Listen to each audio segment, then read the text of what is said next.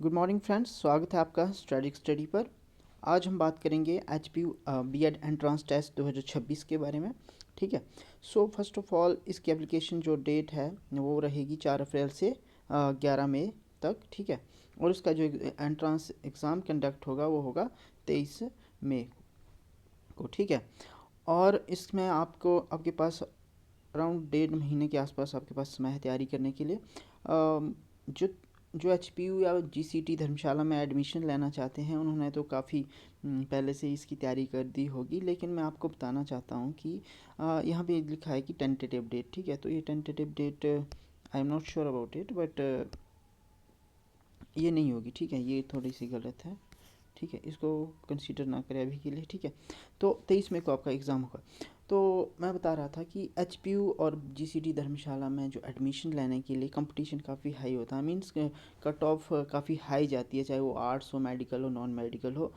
हर जो स्ट्रीम है उसमें हाई कंपटीशन है और हाई कट ऑफ जाती है। ठीक है। जैसा कि आपने पिछले साल भी देखा ही होगा। ठीक है। वैसे पिछले साल का जो एग्ज़ाम था वो थोड़ा इजी की कैटेगरी में रखूँगा मैं, लेकिन फिर भी यहाँ पर अगर आपको एडमिशन लेनी है तो आपको काफ़ी मेहनत करनी पड़ेगी। और इसके लिए कोई स्पेसिफिक तैयारी करने की ज़रूरत होती है। आपके दिमाग में एक प्रश्न आता है, तो मैं बताऊँगा कि अगर आप कम्पिटिटिव एग्ज़ाम की तैयारी कर रहे हैं, काफ़ी समय से कर रहे हैं, तो कोई स्पेसिफिक तैयारी की ज़रूरत नहीं पड़ती है, क्योंकि वही चीज़ें आपको पूछी जाती हैं। ठीक है। मैं आपको बताऊंगा कि मार्क्स डिस्ट्रीब्यूशन किस प्रकार से है। ठीक है। तो सेम चीज़ें आपको पूछी जाएंगी जो आप वेरियस कम्पिटिटिव एग्ज़ाम के लिए आप पढ़ते हो। ठीक है। तो इसकी एलिजिबिलिटी के लिए आपको bachelor degree arts, science, commerce में आपको एटलीस्ट 50% मार्क्स होने चाहिए। और जनरल के लिए और एससी और एसटी के लिए 45, ओबीसीज़ के लिए 45% मार्क्स होने चाहिए। ठीक है। No age upper age limit, इसमें कोई अपर एज लिमिट नहीं होती है। और जो टोटल क्वेश्चंस होंगे आपको वो रहेंगे आपके पास 150। ठीक है। 150 क्वेश्चंस होंगे। ठीक है। एमसीक्यू बेस, जनरल अवेयरनेस, और यहाँ पे आपको जो क्वेश्चन मिलेंगे वो इंग्लिश, हिंदी और न्यूमेरिकल एबिलिटीज़ इनके मिलेंगे। ठीक है। अब ये जो ये सेक्शन दिया हुआ है कि क्या आएगा सिलेबस, ये आपका सिलेबस है। ठीक है। तो जो जनरल अवेयरनेस है इसमें ज़्यादातर आपको हिमाचल प्रदेश का जो जीके है वो पूछा जाएगा। और कई बार जो जनरल अवेयरनेस में ही आपको ज्योग्राफी, हिस्ट्री के कुछ क्वेश्चन मिल जाएंगे जो आप जनरली पढ़ते हो 12वीं तक, +2 तक। ठीक है। और हिंदी इंग्लिश जो है वो रहेगी आपकी 10th लेवल। मीन्स वहाँ पे आपको सिलेबस में भी मेंशन होगा कि 10th लेवल हिंदी इंग्लिश। ठीक है। आपको अगर वो रूल्स आते हैं, आपने ध्यान से पढ़ा है, तो आप ये सबसे स्कोरिंग पार्ट होता है हिंदी और इंग्लिश वाला। ठीक है। मतलब ईजी आती है, कोई ऐसा नहीं है कि बहुत टफ लैंग्वेज होगी या कुछ ज़्यादा पूछ लिया होता है। नॉर्मल होती है। इसमें आप अगर मान लो 40 नंबर का आ रहा है तो 40 में से 40 भी स्कोर कर सकते हैं, अगर आपके उतनी अच्छी है हर चीज़ में, चाहे वो इंग्लिश में एंटोनिम सिनोनिम हो या पर्यायवाची शब्द हो हिंदी में। ठीक है। और जो ग्रामर्स के रूल होते हैं वो सारे। ठीक है। न्यूमेरिकल एबिलिटी आती है, 10 से 15 क्वेश्चन इसके भी हो जाएंगे। ठीक है। टीचिंग एप्टीट्यूड 50 और एंड मेंटल एबिलिटी है ना, जो आपके टीचिंग एप्टीट्यूड कि हाँ बच्चे के साथ किस प्रकार का बिहेवियर होना चाहिए, किस प्रकार से पढ़ाना चाहिए, वो सारी चीज़ें जो आप एग्ज़ामिनेशन हॉल में भी सॉल्व कर सकते हो, क्योंकि वहाँ पे थोड़ा सा दिमाग लगाना होता है। ठीक है। उस चीज़ में आपने बिल्कुल ही ऑप्टिमिस्टिक रहना है, हमेशा बच्चे को केंद्र में रख कर ही काम करना है। कुछ भी नेगेटिव हो उसके बारे में उसको डिलीट कर दो, मीन्स उसको एलिमिनेट कर दो। ठीक है। पढ़ते हैं आगे। तो अगर बात की जाए सीट्स की, तो यहाँ पर आप देख सकते हैं कि जो 85% जो हिमाचल के स्टूडेंट्स के लिए यहाँ पे रिज़र्व होती हैं। और जो 15% है वो आउट ऑफ द स्टेट जो भी होते हैं स्टूडेंट उनके लिए भी होती है। ठीक है। बढ़ते हैं आगे। यहाँ ये है रफ मार्क्स डिस्ट्रीब्यूशन। आप मतलब इसी के आसपास रहेगा आपका marks distribution. Teaching aptitude and attitude, यहाँ पे 40 क्वेश्चन आएंगे। मीन्स आपको जो 90 क्वेश्चन होते हैं ना, पहले 90 क्वेश्चंस होते हैं, उसमें जो 90 क्वेश्चन होंगे उसके बाद जो आता है वो ये वाला सेक्शन आती है, 40 क्वेश्चन ये, और उसके बाद 40 क्वेश्चन के बाद आपका ये क्या बोलते हैं, कमीशन और कमेटी, ये 60 क्वेश्चन, कमीशन कमेटीज़, इन 60 क्वेश्चन में से आपसे क्वेश्चन होते हैं 90 क्वेश्चन के बाद। मीन्स पहले 90 क्वेश्चन आपको इंग्लिश, हिंदी और जनरल अवेयरनेस से पूछे जाएंगे, और उसके बाद 90 क्वेश्चन और 20 क्वेश्चन आपकी जनरल लॉजिकल रीजनिंग से, और जो 90 क्वेश्चन हो जाएंगे उसके बाद आपको अगले जो 60 क्वेश्चन होंगे वो आपके जो ये आपका रहा टीचिंग एटीट्यूड एंड एप्टीट्यूड, और दूसरा knowledge of national commissions and committees on education, ठीक है, जो भी कमेटीज़ बनी है थे।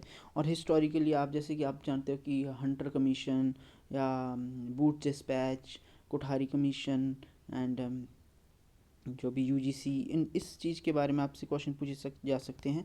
और कमेटी और कमीशन के साथ साथ आपसे क्वेश्चन और क्या क्या पूछे जा सकते हैं, जैसे कि यहाँ पे लिखा हुआ है, यहाँ पे नॉलेज ऑफ नेशनल कमीशंस, जिसे आपका बेसिक्स क्वेश्चन होते हैं, आपको ज़्यादा डेप्थ में पढ़ने की आवश्यकता नहीं होती है, ठीक है। बेसिक क्वेश्चन, ये जो 20 क्वेश्चन रहेंगे ना आपके, ये बिल्कुल ही बेसिक्स होंगे। जैसे मान लो आपको पूछ लिया जाए कि मिड डे मील स्कीम है ना, एमडीएम स्कीम, और ऑपरेशन ब्लैक बोर्ड कब शुरू हुआ था, डेट पूछ लेते हैं जनरली, कुछ ज़्यादा ऐसा टेक्निकल नहीं पूछेंगे, डेट पूछ लेंगे, क्या ऑब्जेक्टिव था, थोड़ा सा बस इतना ही रहता है।